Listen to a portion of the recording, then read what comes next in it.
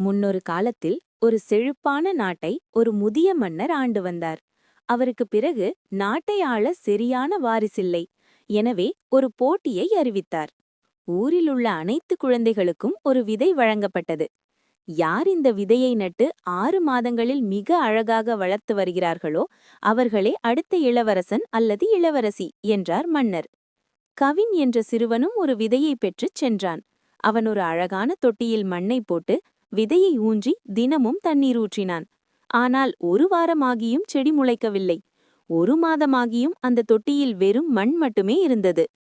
ஆனால் கவினின் நண்பர்கள் அனைவரும், எனது செடி முளைத்துவிட்டது, எனக்கு ஊதா நிறத்தில் பூ பூத்திருக்கிறது என்று பெருமையாக பேசிக்கொண்டனர். கவினுக்கு வருத்தமாக இருந்தது. நான் சரியாகத்தான் தண்ணீர் ஊற்றுகிறேன், ஏன் முளைக்கவில்லை என்று யோசித்தான். அவனது தாய், பரவாயில்லை கவின், நீ உண்மையாக முயற்சி செய், அதுவே போதும் என்று தேற்றினார். 6 மாதங்கள் முடிந்தன. அனைவரும் அரண்மனைக்கு தங்கள் செடிகளுடன் வந்தனர். ஒருவன் நீல நிற பூவுடனும் ஒருவன் சிவப்பான செடியுடனும் நின்றிருந்தான். கவின் மட்டும் வெற்று தொட்டியுடன் தலைகுனிந்து நின்றான்.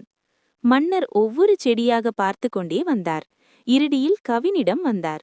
உன் தொட்டியில் செடி எங்கே என்று கேட்டார்.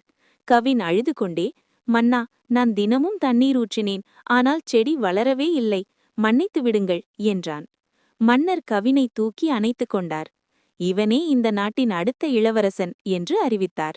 அனைவரும் அதிர்ச்சியடைந்தனர். மன்னர் விளக்கினார். மக்களே, நான் உங்கள் அனைவருக்கும் கொடுத்தது வேக வைக்கப்பட்ட விதைகள். வேக வைக்கப்பட்ட விதைகள் ஒருபோதும் முளைக்காது.